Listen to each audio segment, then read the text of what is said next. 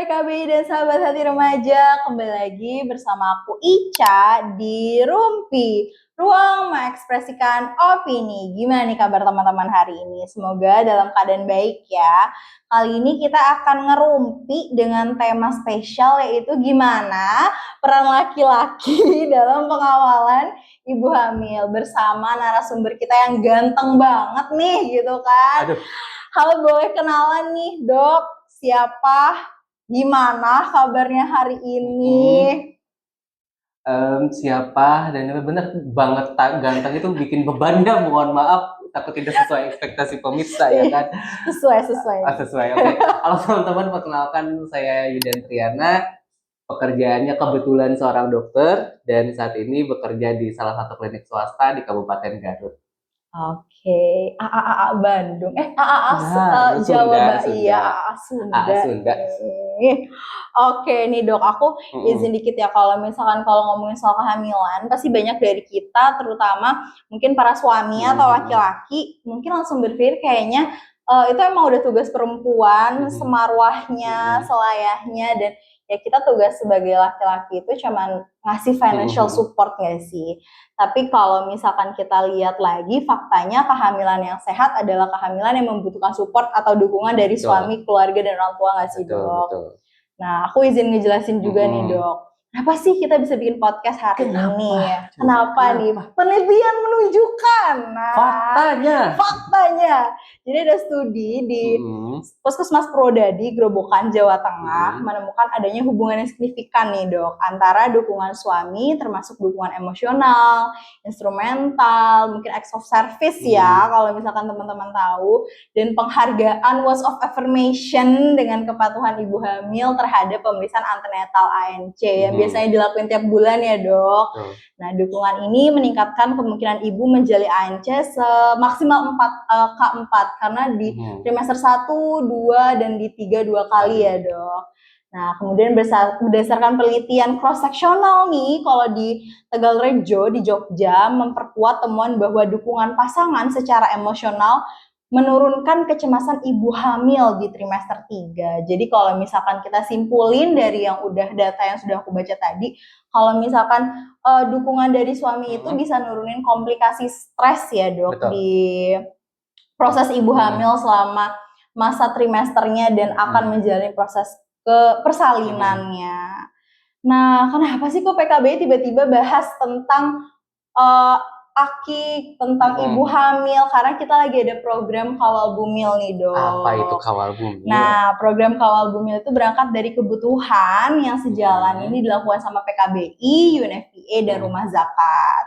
Nah, program ini bukan salah satu upaya dari PKBI dan mitra untuk menurunkan angka kematian ibu, yang intervensinya dibuat secara komprehensif dengan pendekatan siklus hidup. Meskipun program ini berfokus pada pengawalan ibu hamil, kayak tagline-nya nih dok, Kawal Bumil, kegiatan dalam program ini tetap menyasar berbagai macam golongan, mulai dari remaja yang mungkin nantinya akan menjadi suami dan istri, terus pasangan usia subur yang mungkin nantinya akan berencana memiliki anak pastinya ya dok, terus ibu hamil pastinya hingga bayi baru lahir dan suaminya itu sendiri. Nah, program Kawal Bumil ini dilaksanakan di 7 desa dok, di wilayah intervensi yang tersebar di seluruh Indonesia. Salah satunya nih dok, di tempat dokter di Garut, di Kuningan, Magetan, Brebes, Lombok Timur, Batubara, dan Polewali Mandar di Makassar.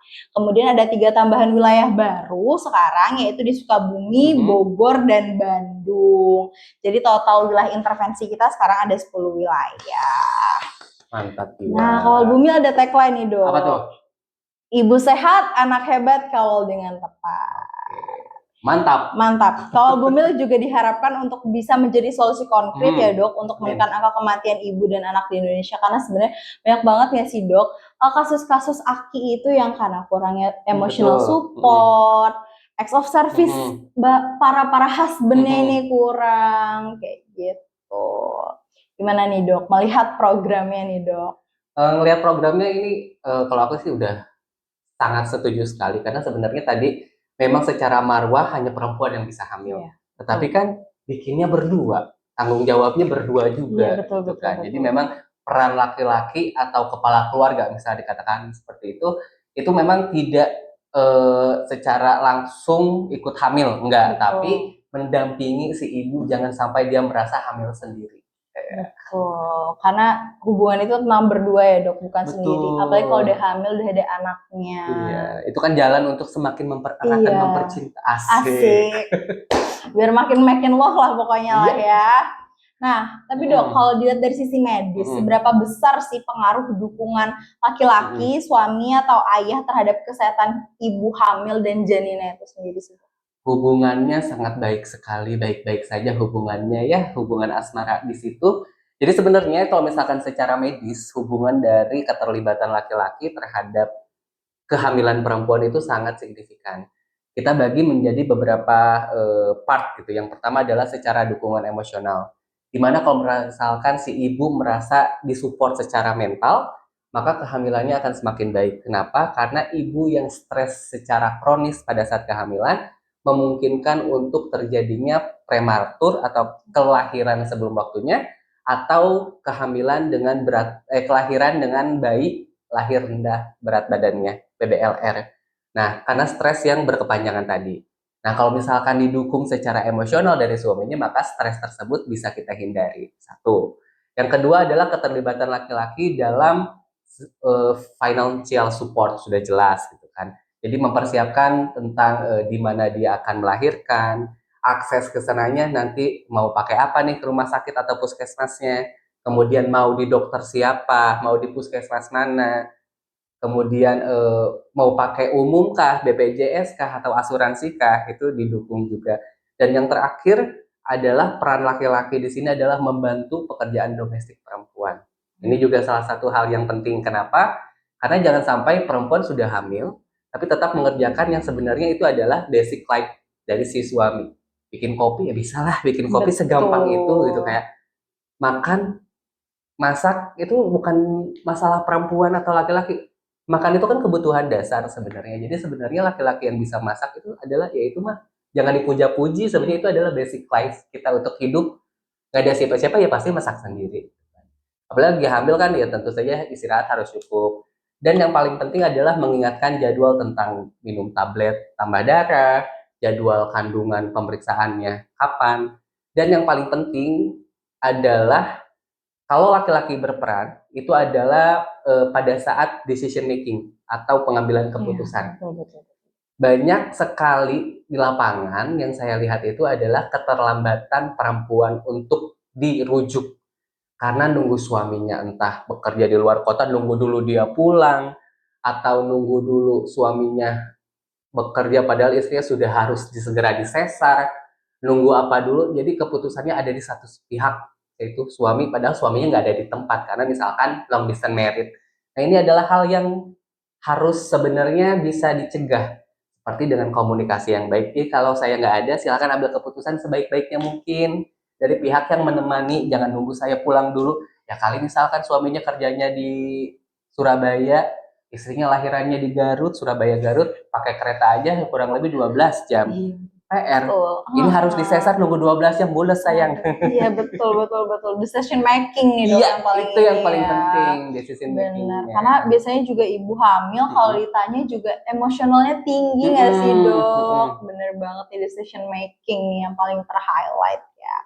Nah oke. Nah dok, kalau misalkan dukungan apa yang paling dibutuhkan, tadi kan udah disebutin apa segala macam. Tapi kalau dalam perspektif kesehatannya nih dok, tuh gimana sih dok? Oke, dukungan yang paling bisa untuk ibu hamil dapatkan yang berpengaruh terhadap secara langsung pada kehamilan adalah supaya kita sering dengar bahwa ibu hamil itu dilalang stres. Iya. Nah, dengan cara apa? Yaitu tadi dibantu untuk misalkan menjadi sosok atau peran yang selalu ada dan hadir di setiap trimester kehamilannya. Kayak Bunda mual muntah nih gitu ya, kita support, katakan Bunda mual muntah nih, istrinya mual muntah, kita tanya mau apa, enaknya diapain, pijet dikit lah, walaupun memang bukan tersertifikasi tukang pijet. Pijet fisioterapis tapi nggak apa-apa ya dok. Gitu. Justru sentuhan dari suami itu bisa menenangkan. Atau nemenin curhat gitu, kayak istrinya selama kehamilan bagaimana perasaannya, karena kan itu pasti gampang banget untuk mood swing karena gangguan hormon dan lain sebagainya. Atau lagi pengen apa, kayak ibarat di Indonesia kita bilang ngidamnya apa gitu kan tanya aja nggak apa-apa. Itu juga sebenarnya hal sederhana yang bisa dilakukan, tetapi kalau misalkan bisa menjaga kualitas mental si ibunya, justru itu akan membantu perkembangan kehamilannya semakin sehat lagi. Bener banget sih dok, kayak tentang hal-hal gimana, apalagi hormon tadi ya dok, bukan cuman ngebawa perut, bukan cuman ngebawa orang, tapi hormonnya juga jadi berubah. Terus banyak juga nggak sih dok yang stres gara-gara insecure, pasangannya udah nggak perhatiin karena ada beberapa perubahan dalam kondisi fisik yang seharusnya kita juga mengerti itu karena hormonal nggak sih dok? Jadi salah satunya juga afirmasi kayak, ih bunda cantik banget lagi hamil, cantik banget bunda kayak gini gitu.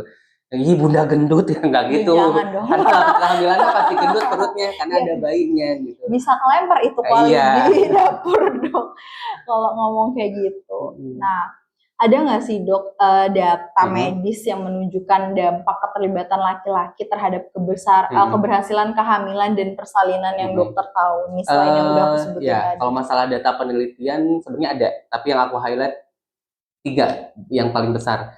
Yang pertama itu adalah data penelitiannya tentang pengaruh keterlibatan laki-laki dalam kehamilan istrinya itu meningkatkan 1,5 kali si perempuan untuk rajin pemeriksaan kesehatan selama kehamilannya. Jadi angka pemeriksaan antenatal care-nya itu terpenuhi. Yang seperti dikatakan tadi minimal berapa kali, walaupun sebenarnya lebih baik adalah setiap bulannya diperiksakan. Kemudian USG juga minimal 4 kali, trimester awal 1 kali, trimester 2 1 kali, trimester 3 2 kali. Itu minimal. Jadi kalau mau lebih juga justru lebih bagus lagi. Kemudian mengingatkan untuk minum obat, karena kalau misalkan di awal trimester itu kan sebenarnya paling penting untuk mengambil vitamin tambah darah, asam folat, kalsium dan lain sebagainya di trimester awal. Tapi trimester awal adalah yang paling sulit untuk untuk minum obatnya, karena lagi mual muntah, jangankan mau minum obat, minum lihat air aja udah mual gitu. Nah, tapi kalau ada suaminya yang mengingatkan, maka kepenuhan yang harusnya berapa minggu minum terus-terusan kan bisa terpenuhi. Yang pertama itu. Kemudian yang kedua, penelitiannya di Indonesia itu tentang decision making tadi. Jadi sebenarnya ada beberapa masalah dalam kehamilan dan persalinan kegawat daruratan yang bisa dicegah dengan pengambilan keputusan yang lebih cepat. Seperti tadi ini harusnya disesar karena ada kemungkinan panggul sempit. Kita cerita di tempat saya, Garut. Kebetulan saya bekerja di Kabupaten Garutnya itu bukan di kotanya. Dari kota Garut ke tempat saya itu masih ada 5 jam lagi. Masih di kabupaten yang sama, bukan pindah provinsi. Jadi masih di kabupaten yang sama, cuma beda kecamatan. Kalau ngerujuk itu kurang lebih 5 jam. Jadi kalau misalkan nunggu suaminya pulang dulu, ya kenapa nggak ketemu di kota aja sekalian, suaminya jalan pas lewat kota gitu, nggak nunggu suaminya balik dulu sampai Garut Selatan baru nganterin istrinya dirujuk, kenapa nggak di tengah aja. Nah itu yang sebenarnya bisa kita hindari keterlambatannya. Jadi memang peran laki-laki di sini sebagai decision making. Kenapa saya bilang begitu? Karena di Indonesia budaya patriarki masih tinggi. Betul. Jadi segala sesuatu ditempatkan harus atas izin suami. Padahal posisinya suaminya nggak ada, yang di situ misalkan entah mertuanya, entah kakaknya, entah ibu dari si istrinya, tapi ya kan ini udah nikah, semua tanggung jawab di suami. Enggak dong, ini lagi darurat kayak gini, nggak harus nunggu suaminya pulang, cukup ya. Ini udah 2025 sayang, bisa video call, bisa telepon, nggak harus orangnya muncul, nggak apa-apa gitu. Itu salah satunya. Kemudian yang terakhir, penelitiannya itu adalah pengaruh positif terhadap mental ibu hamil, sehingga mengurangi resiko tadi berat badan lahir rendah dan juga mengurangi resiko kehamilan prematur karena kondisi mental saat kehamilannya bagus. Karena tadi kondisi mental tidak bagus atau depresi ataupun secara kronis selama kehamilan itu bisa mempengaruhi berat badan bayi lahir rendah walaupun usia kehamilannya cukup, atau kontraksi dini sehingga terjadinya kehamilan yang belum waktunya. Jadi pengaruhnya lumayan tuh, banyak. Iya bener nih, kontraksi dini nih, karena aku beberapa kali dinas gitu ya dok di rumah sakit. gitu. Sebagai anak magang juga sering kaget gitu karena sering banget ke puskesmas ucuk-ucuk datang, ternyata ibu hamil kontraksi dini, harus dieksaminasi secepatnya karena sudah terjadi kontraksi dini dan bayi lahir prematur. Bener banget sih dok, itu bahaya banget ya kalau terus dibiarkan stres. Karena kan ya bayi kan harusnya 9 bulan 10 hari baru lahir, ini 8 bulan kan paru-parunya belum matang, resiko kematian anak tinggi, berat badan lahir rendah, fungsi organnya juga dan gampang infeksi dan segala macam, kematian anak tinggi karena paketannya adalah anak lahir harus berat badan cukup di usia yang cukup gitu kan. Kelebihan juga jangan ya dok. Iya, jadi harus pas sesuai dosis dan sesuai takaran. Tidak boleh berlebihan, yang berlebihan itu tidak baik. Iya, yang kurang juga kita. Oke, nah menurut dokter, bentuk keterlibatan praktis yang bisa dilakukan laki-laki dalam kesehatan ibu hamil baik di rumah maupun saat kontrol ke fasilitas nih dok, terutama saat kontrol ke fasilitas tuh harus ngapain sih dok? Sebenarnya nggak ngapa-ngapain, cuma minta untuk si bapak hadir saat pemeriksaan. Sering banget kayak misalkan aku kan udah pelatihan USG untuk screening dasar kehamilan dan memang buka praktek USG di daerah karena memang SPOG-nya kan ada di rumah sakit yang tadi saya bilang 5 jam atau paling dekat 2 jam dari tempat aku gitu rumah sakitnya. Nah, kadang suaminya nganterin gitu, tapi pas masuk ke ruang pemeriksaan istrinya sendiri. Saya bilang, "Oh, ibu sendiri?" "Enggak, suami saya di depan lagi ngerokok ya." "Bapak, panggil." Aku selalu gitu, panggil bapaknya masuk gitu. Kenapa? Karena maksudnya ya biar tahu ini anak bapak perkembangannya seperti apa, rencana ke depannya seperti apa, kemudian merencanakan anaknya berapa, itu selalu aku tanyakan pada saat pemeriksaan kehamilannya. Satu, yaitu minimal nganterin. Oke, udah nganterin, tapi kadang nggak masuk ke ruang pemeriksaan. Yang maksudnya ya nanggung nih, karena kan bisa nanya-nanya rencana KB ke depannya seperti apa, atau rencana anaknya bagaimana, dan lain sebagainya, itu kita bisa diskusi bareng, mumpung ada 2 orang tersebut. Itu yang paling gampang dalam pemeriksaan.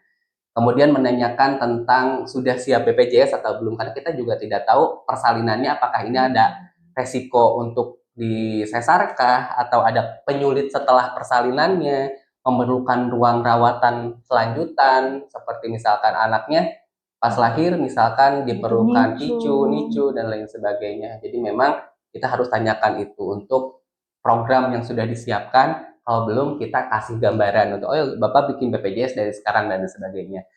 Yang kedua adalah mengingatkan si ibu tadi tentang makanan bergizi. Jadi makan sama-sama, makan yang sehat berdua gitu kan. Jadi makan bareng sambil di-talk gitu kan, sambil ngobrol bareng nih. Ini anaknya udah gede nanti mau jadi apa nih kira-kira cita-citanya? Iya, gitu siapa tahu mau jadi kayak Kinasa, kan nggak ada yang tahu. Atau misalkan ya itu tadi keterlibatan laki-laki atau pria atau suami di sini adalah selain nanti punya anak juga jangan sampai dilepas. Yang seperti kita ketahui Indonesia tingkat fatherless-nya tinggi, tapi temani dari sebelumnya supaya dia kenal dengan suara bapaknya. Anak itu mendengarkan dalam kandungan. Kenapa anak itu nggak rewel di ibunya? Karena dengar suara ibunya, dengar suara jantung ibunya gitu kan. Jadi anak tenang setiap dipeluk ibunya karena mendengar, oh ini yang biasa aku dengerin selama aku ada di kandungan. Nah, supaya kenal sama bapaknya, ngobrol gitu sama kehamilan. Di rumah juga misalkan yang bisa dilakukan sederhana, yaitu tadi domestic things yang bisa dilakukan, entah itu menyiapkan makan sendiri atau sekalian masak untuk istrinya, membantu mencuci atau segala macam. Saya tahu bapak-bapak sudah bekerja keras untuk bekerja di luaran sana, tetapi di rumah juga tetap tanggung jawab laki-laki terhadap perempuan itu adalah salah satunya tidak terlalu membebankan segala sesuatu untuk dilakukan oleh istrinya, tapi kerjasama. Misalkan, oke, si ibu biar yang lebih ringan, misalkan cuci piring, aku yang nyuci, karena nyuci misal nggak pakai mesin cuci gitu kan, harus tenaga ekstra gitu kan, biar berotot selesai. Kayak gitu. Atau ya itu tadi mengantarkan, kemudian mengingatkan jadwal, bulan ini sudah jadwalnya kontrol bunda, ayo kita kontrol. Itu harus sederhana sih kayak gitu, nggak yang harus bagaimana. Bener banget sih dok, tadi yang dibilang banyak banget kadang yang justru duduk di luar malah merokok. Sebenarnya kan merokok tuh juga berdampak ya dok. Makanya aku suka kesal ya, maksudnya betul, itu hak asasi manusia untuk merokok, tetapi kita tidak menemukan manfaatnya dari merokok itu apa. nggak ada sama sekali sisi manfaat selain memperbesar keuntungan dari pembelian rokok tersebut. Dan untuk kesehatan nggak ada sama sekali. Iya, malah justru bisa berdampak ke ibu dan ke bayinya aja, karena jadi provokatif ya dok. Aku sering gini, kalau Bapak ngerokok, enggak Pak, saya suka ngerokoknya di luar. Aku tanya, oh luar kabupaten Pak ngerokoknya? Enggak, luar rumah. Sama aja bohong ya kan, karena ya jarak 100-200 meter asap masih bisa kebawa oleh angin dan segala macam, belum nempel partikel zatnya di baju si bapaknya. Aduh, makanya bisa saya bilang, Bapak ya, boleh ngerokok tapi di luar negeri. Bisa jadi pneumonia ya dok, rata-rata anak bayi karena bapaknya ngerokok. Belum lagi kan ini lagi hamil kan, nanti pasti pas lahir bayinya gimana gitu. Nah nih dok, kayak dokter nih handal banget nih kalau ngomongin tentang feminisnya nih. Kenapa sih dok, apa yang membuat dokter tuh tertarik dengan isu urusan ini tuh, kehamilan itu bukan urusan perempuan aja gitu loh dok. Di saat banyak mungkin manusia-manusia segender dengan dokter untuk memilih acuh tak acuh nih dok sama topik ini. Sebenarnya ya yang bikin saya tercebur ke dalam isu ini itu adalah karena saya saksi mata. Saksi mata apaan gitu kan. Karena tadi saya itu sebelum bekerja di daerah, memang sebelumnya saya bekerja di salah satu rumah sakit dan klinik di kotanya gitu. Kemudian saya ke selatan yang di Majam itu, saya pernah bekerja di puskesmas juga. Kemudian akhirnya selesai dari puskesmas, saya di klinik tapi masih di Garut Selatan dan praktek mandiri. Kemudian saya punya inisiasi yang disebut dengan Gerakan Bumi Sehat. Jadi itu adalah USG gratis untuk warga desa-desa sekitar saya. Jadi USG-nya saya bawa ke desa tersebut. Jadi karena tadi kita nggak punya angkot ya, dari kecamatan itu nggak ada angkot. Salah satu transportasi yang bisa digunakan itu adalah ojek pangkalan atau memang punya kendaraan sendiri. Di puskesmas kita bayar cuma 8.000 atau 10.000 ya, karena puskesmas kan memang dari APBD ya. Tapi ongkosnya bisa 50 sampai 100.000. Which is orang nggak mau berangkat karena lebih mahal ongkosnya daripada periksanya. Nah dari situ, oke, saya menjadi saksi mata bahwa ternyata kesehatan itu masih mahal. Oke, murah di puskesmasnya, tapi aksesnya yang susah. Mari kita bawa akses tersebut ke daerah. Itu salah satunya. Kemudian juga melihat untuk merujuk itu sangat susah sekali. Jadi memang Indonesia itu masih sangat rendah di tingkat literasi. Salah satunya adalah buku PINK, buku KIA yang sering dibagikan oleh ibu-ibu bidan kepada orang tua itu nggak pernah dibaca saya. Itu ngerasa buku itu adalah milik tenaga kesehatan, padahal buku itu adalah milik orang tua. Untuk di dalamnya ada gizi yang boleh apa, jadwal makan yang disarankan seperti apa, vaksin-vaksin untuk anak, berat badan minimal anak, kemudian anak dari usia berapa sampai berapa harus bisa ngapain, stimulasinya seperti apa, rencana KB, semuanya ada dalam satu buku yang tidak pernah dibaca itu. Itu salah satu penyebabnya. Dan yang terakhir adalah itu tadi, decision making yang complicated banget gitu, kayak ibu ini harus sudah dirujuk tapi masih menunggu. Ya oke, saya mengerti bahwa memang ada beberapa hal yang tidak bisa kita pungkiri, bahwa salah satunya adalah dengan keterbatasan ekonomi, pasiennya tidak punya BPJS pasti terkendala dengan biaya dan segala macam.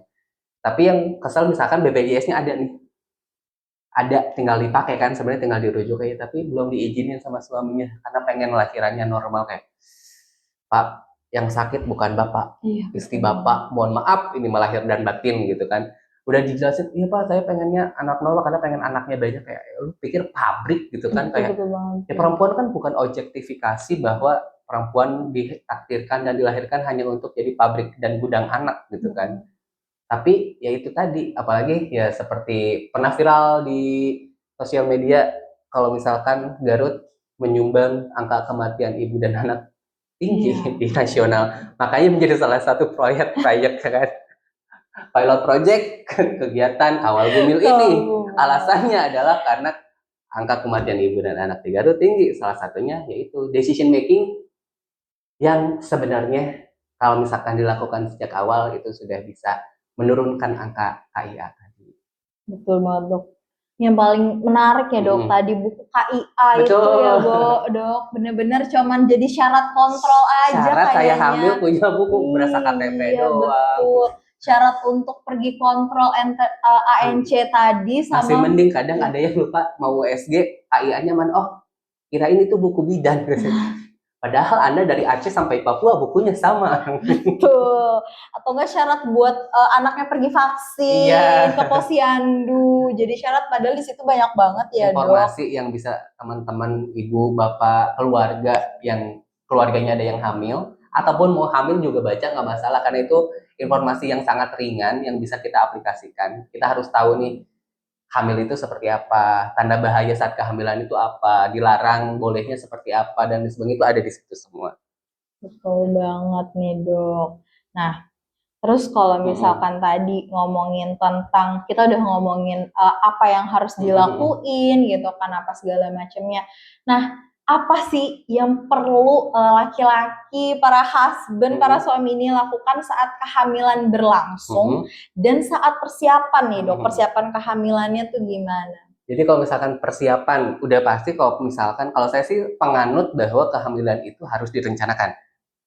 Walaupun memang kehamilan itu adalah rezeki, tapi rezeki tersebut harus kita persiapkan. Misalkan sebelum hamil, perempuannya harus bisa dipastikan dia tidak memiliki riwayat anemia terlebih dahulu. Maka konsumsi dari tablet tambah darah dilakukan pada saat sebelum kehamilan atau bahkan sebelum pernikahan. Makanya ada pemberian tablet tambah darah di anak-anak remaja. Tujuannya anak-anak remaja perempuan itu resiko tinggi terhadap anemia.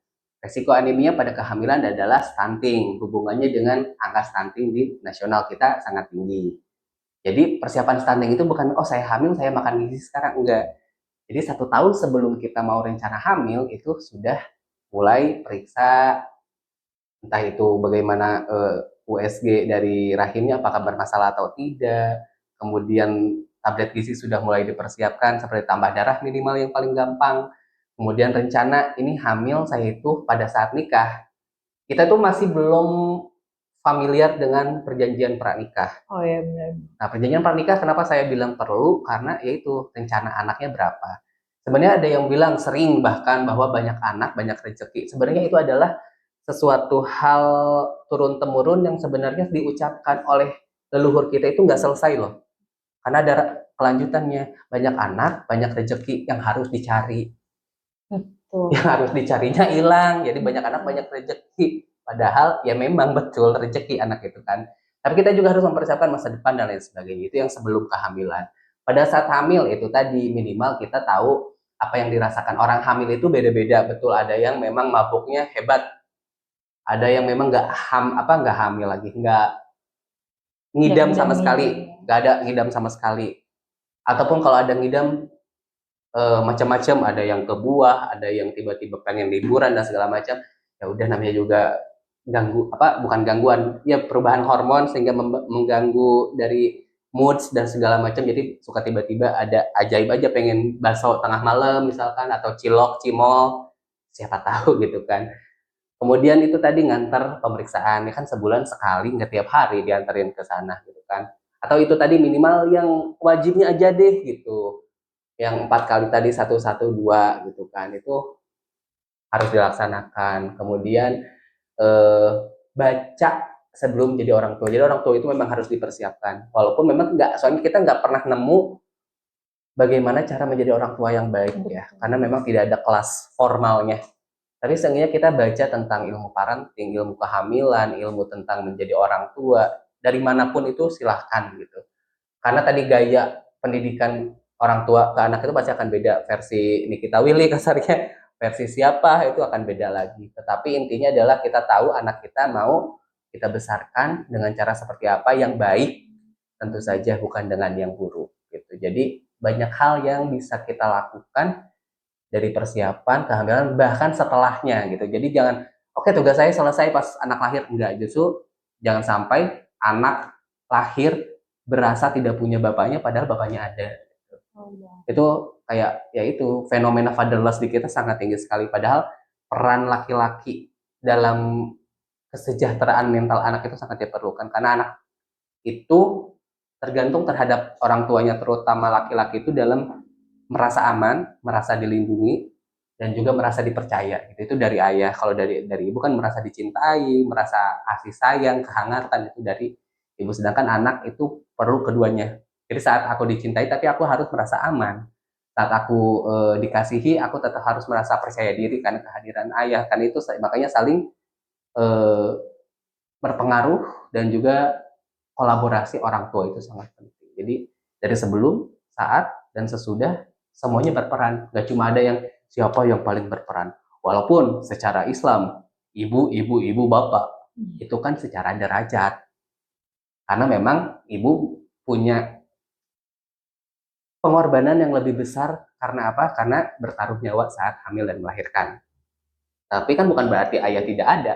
Tetap ada, setelah ibu adalah ayah gitu. Ayah berkorban nyawa, oh tentu saja berkorban untuk supaya istrinya bisa makan dengan baik, anaknya berpendidikan dengan baik, tapi ya itu perannya jangan sampai hilang. Jadi jangan sampai, oh, saya sudah memenuhi secara finansial, jor-joran nih, mau kemanapun pendidikannya sampai S3 sudah saya siapkan, tapi bapaknya nggak pernah ada di rumah. Ini juga penting, karena kebutuhan kita itu tidak hanya ekonomi, tapi juga secara psikososial, emosional. Jadi memang banyak PR. Betul.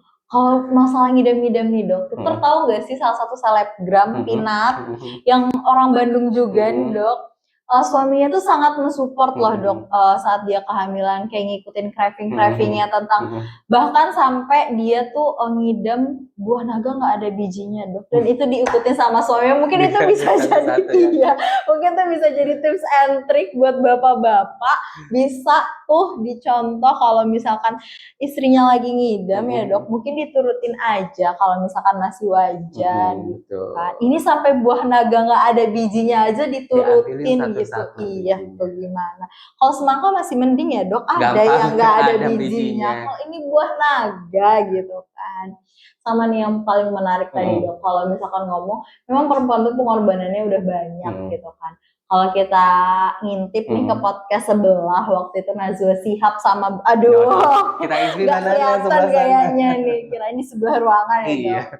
Nah abis itu Rocky Gerung nih bikin kutipan yang bagus banget, kalau misalkan perempuan itu dirancang untuk menahan miserable ya dok. Jadi mungkin sebagai laki-laki nih bisa support secara emosionalnya lebih gitu ya dok. Mungkin diemong aja dulu istrinya, nggak akan selama-lamanya selalu diemong kok istrinya.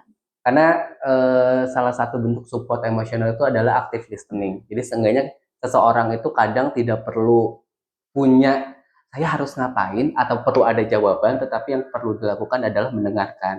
Walaupun dengan mendengarkan dan didengarkan itu tidak mengurangi masalah, tapi bebannya lebih ringan aja. Walaupun masalahnya tetap gedenya segitu, tapi lebih, udah agak lega dikit. Walaupun masalahnya tetap segede segitu gitu, nggak berkurang dengan cara ngomong doang, tapi dengan berbicara dan berbagi rasa itu bisa mengurangi rasanya, walaupun tidak mengurangi jumlahnya.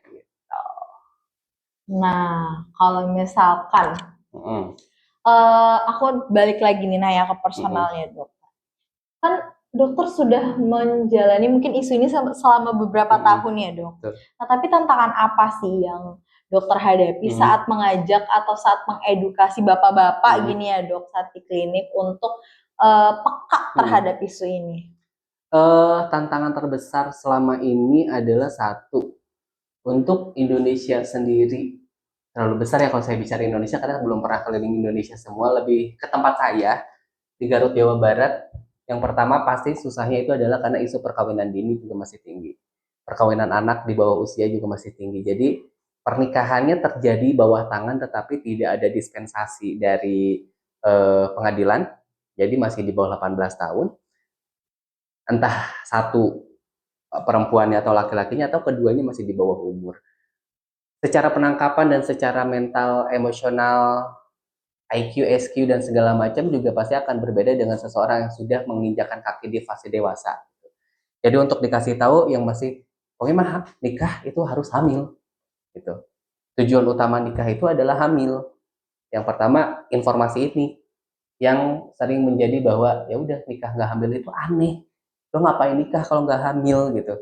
Padahal itu adalah pilihan. Satu, misalkan memang belum siap tapi ingin membahtera rumah tangga gitu, ya nggak masalah kan. Untuk nanti dia 5 tahun lagi ditunda, ini nunda-nunda lah, itu satu.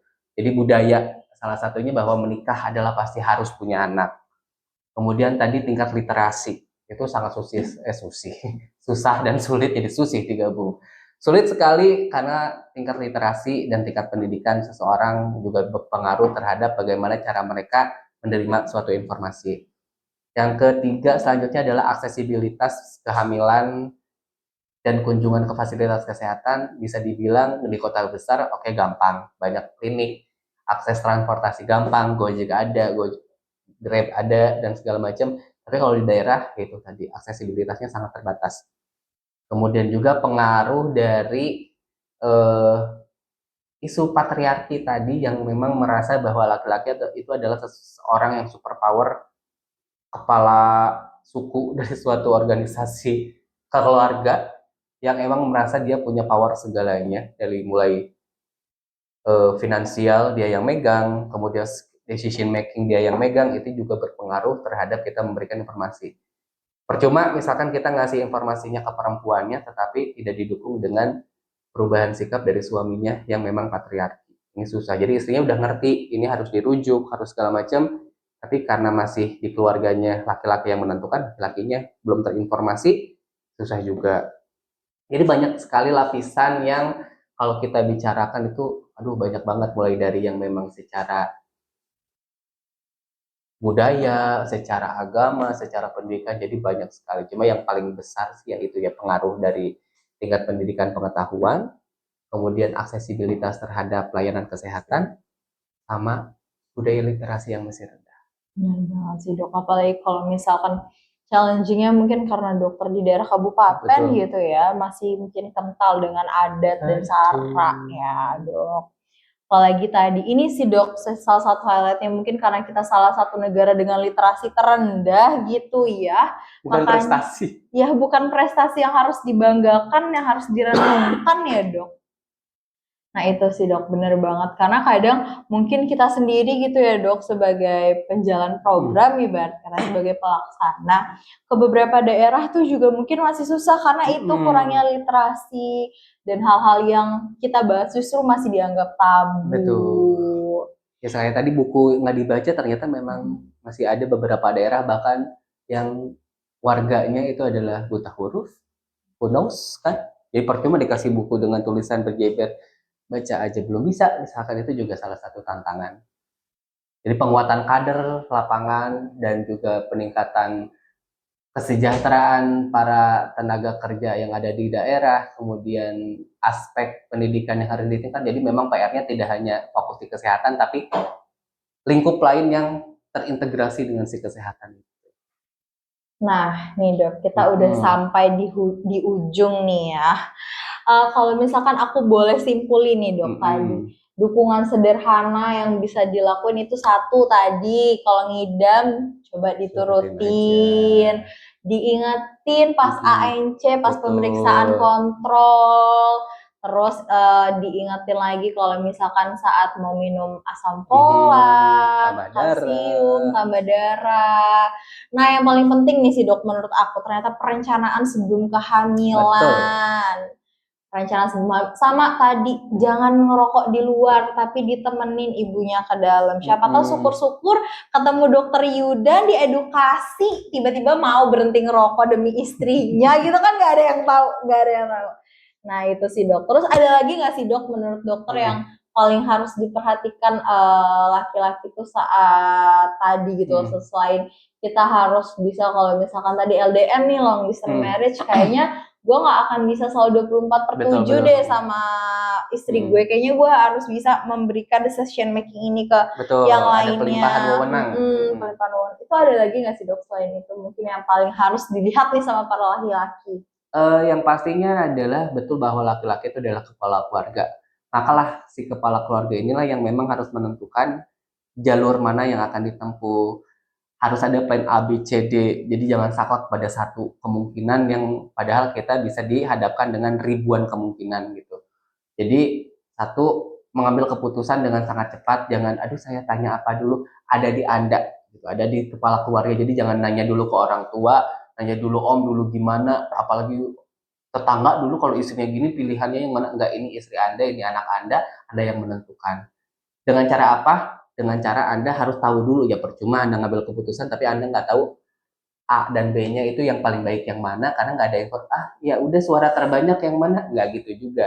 Walaupun suara terbanyaknya adalah B, tapi kalau kamu sudah tahu yang terbaik adalah A, walaupun suara banyak B adalah kamu akan memilih A. Jadi edukasilah kita sebagai laki-laki tentang itu tadi, nikah itu satu tujuannya bukan hanya untuk menambah keturunan atau memperpanjang silsilah, apalagi kalau beberapa daerah harus meneruskan marga dan lain sebagainya, itu bukan tujuan utama menikah, tetapi memang bagian dari tambahan amanah, tambahan pahala untuk nambah anak, betul. Tetapi kan di pernikahan bukan hanya untuk masalah kita punya anak apa enggak, tetapi bagaimana kita bersama dengan pasangan kita ada anak ataupun enggak, kasarnya gitu. Karena kan gak ada yang tahu takdir kan. Ada juga yang nikah puluhan tahun tapi belum punya anak, kan bukan berarti mereka tidak bahagia dengan pernikahannya karena nggak punya anak gitu.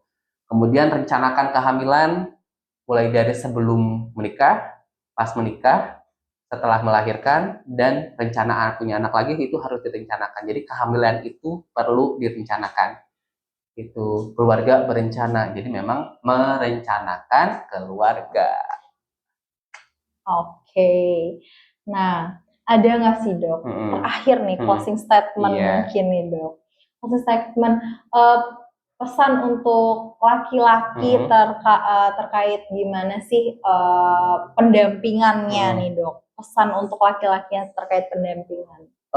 Pesannya adalah laki-laki itu bukan hanya sebagai ayah biologis, tetapi juga sebagai partner dalam kehidupan istri dan juga anaknya, gitu kan. Jadi untuk menjaga suatu kehidupan itu mulai dari mendampingi saat kehamilan, melahirkan, membesarkan anak, dan melihat tumbuh kembang anak bersama, karena kesehatan ibu hari ini itu menentukan masa depan anak kita nantinya. Jadi berperanlah sebagaimana seorang laki-laki harus berperan, bukan hanya untuk mencari nafkah, tapi berperan tentang kehadirannya untuk istrinya, untuk anaknya, dan untuk keluarganya.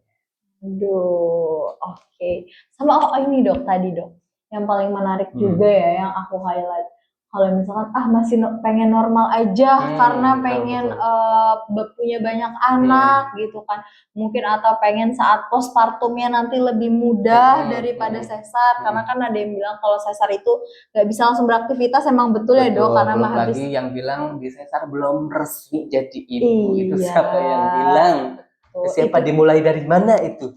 Padahal perutnya diudek-udek juga ya dok saat mengangkat bayi itu parah banget sih. Anaknya juga keluar, bukan di-download kan? Iya bener banget nih. Padahal sebenarnya mau sesar, mau normal itu sama aja ya dok. Resikonya tingginya sama. Nah nih dok, aku mau ngerangkum lagi, dikit lagi. Jadi mungkin untuk para remaja, laki-laki remaja, bukan cuman laki-laki saja, tapi mungkin perempuan, diperhitungkan nih kamu mulai dari sekarang gimana, ke depannya akan dengan pasangan seperti apa. Dan mungkin untuk kakak-kakak dan teman-teman yang sudah pasangan usia subur gitu ya, diperhatikan perencanaan kehamilannya, ingin punya anak berapa, KB-nya nanti gimana, mau jaraknya berapa, terus tadi mau mungkin lebih baik juga ya dok, sudah direncanakan, mungkin anak pertama gue akan lahiran di rumah sakit ini karena ini first time, kayak gitu ya dok. Dan untuk mungkin yang sudah saat ini dalam masa kehamilan gitu kan ya, direncanakan akan gimana kontrol di tiap bulan tadi di siapa, terus dokternya siapa, mungkin karena salah satu dokter juga ya dok, mungkin takut kalau dokter yang ini galak, makanya sama dokter Yudan aja deh gitu kan. Terus mau lahiran di mana, mau sesar atau normal, terus kalau sesar apa yang harus dipersiapkan, normal apa yang harus dipersiapkan gitu kan ya dok, karena semua pasti punya resiko dan kecemasan ibu ini ya harus kita kurangin biar nantinya nggak ada komplikasi selama kehamilan gitu. Nah teman-teman, sayang sekali ini sudah di bagian terakhir kita gitu kan ya. Nah, Dan kalau teman-teman ngeh ya, ini udah konten kedua dok yang kita lakuin. Pertama kita juga sudah ada konten gitu kan tentang peran lingkungan dok, tentang peran lingkungan kepada ibu hamil. Nah kalau sekarang kita menjurus nih dok, peran laki-laki untuk ibu hamil. Nah kedepannya dok kita bakal terus ngelakuin podcast. Stay tune yang pastinya akan mengundang seperti dokter Yudan, aktivis sekaligus dokter dalam Opjin gitu ya. Nah mungkin stay tune teman-teman untuk konten-konten kita selanjutnya. Sekian dari kita. Mungkin dokter ada kata-kata terakhir lagi. Wah, terakhir berarti nggak diundang lagi kayaknya ya. Ya jangan dong, nggak terakhir. Maksudnya untuk episode sesi ini ya. Ini sekaligus menjual diri ya, enggak. Buat teman-teman semuanya, pokoknya tadi kehamilan itu adalah salah satu momen dalam kehidupan perempuan dan laki-laki. Jadi tidak hanya, walaupun yang hamilnya perempuan, tetapi momen tersebut adalah momen milik perempuan dan laki-laki, maka menjadi peran aktif dan mengambil peran aktif dalam kehamilan dan juga setelah kehamilan itu diperlukan. Jadi laki-laki dan perempuan mempunyai peran yang sama dan juga punya tugas yang sama, yaitu untuk keluarga yang lebih sehat dan lebih bahagia, supaya anak-anak yang dilahirkan juga menjadi anak yang cerdas, anak yang bisa berguna untuk nusa dan bangsa. Oke, kalau dari aku singkat saja. Apa itu? Jangan lupa untuk tetap kawal bumil, ibu sehat, anak hebat, kawal dengan tepat. Terima kasih teman-teman udah nemenin kita ngerumpi nih tentang tema kali ini. Yang temanya itu tadi adalah peran laki-laki dalam pengawalan ibu hamil. Mungkin kalau teman-teman masih ada yang mau ditanya, ada mau komen atau cerita nih tentang pengalamannya, bisa tulis di kolom komentar. Oke, jangan lupa untuk like, comment, subscribe, dan follow Instagram serta TikTok kita yang mungkin nanti akan muncul di sini. Dan dadah, terima kasih teman-teman.